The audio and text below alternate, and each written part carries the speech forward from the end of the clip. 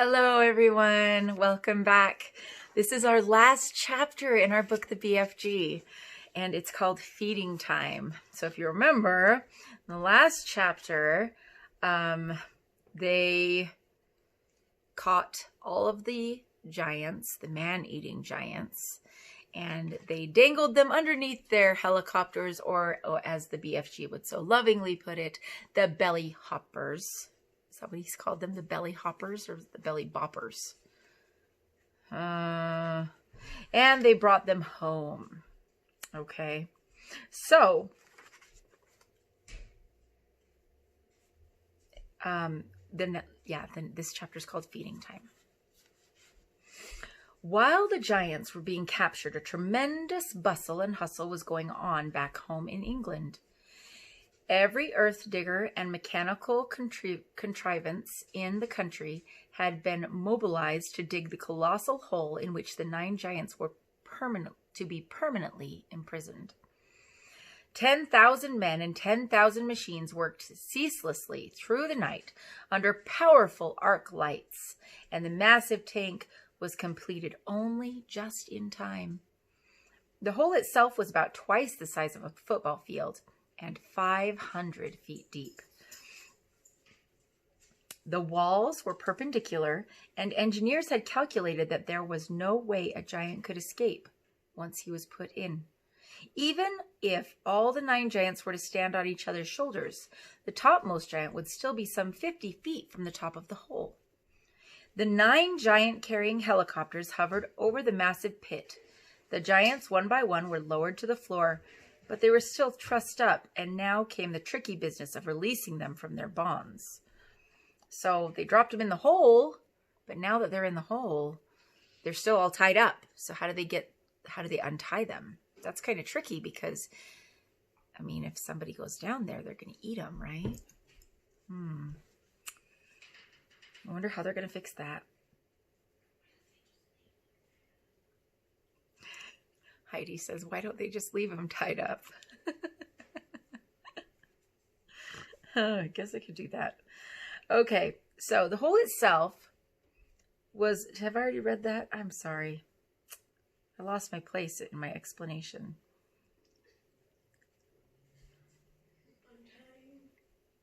Yeah, permanently imprisoned.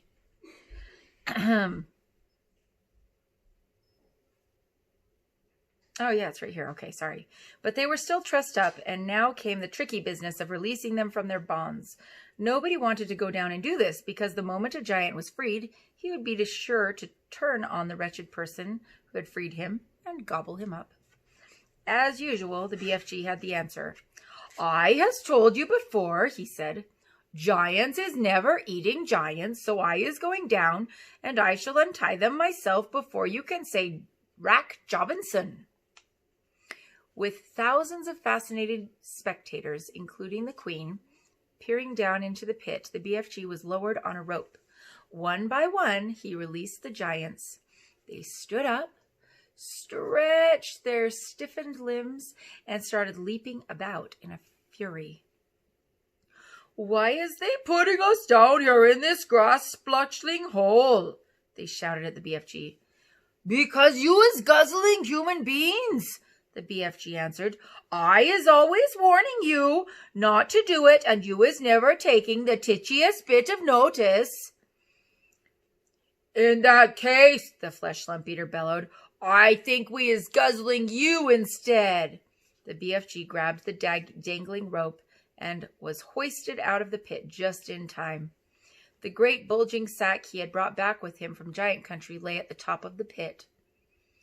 What's in there? The Queen asked him. The BFG put an arm into the sack and pulled out a gigantic black and white striped object, the size of a man. Schnozzcumbers, he cried.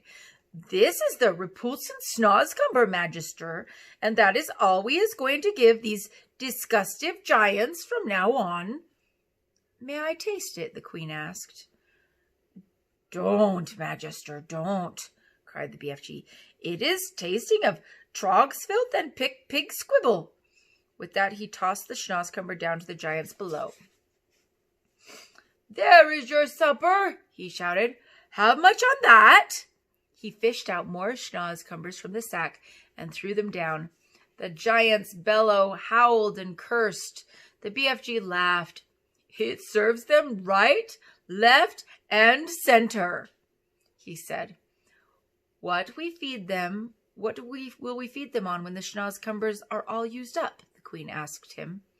"They is never being used up, Magister," the BFG answered, smiling. "I is also bringing in this sack a whole bungle of schnoz-cumber plants, which I is giving you, with your permission, to the royal gardener to put in the soil. Then we is having an everlasting supply of this repulsant food to feed these thirst-bloody giants on." "What a clever fellow you are," the Queen said. "You are not very well educated, but you are really nobody's fool. I can see that." The end.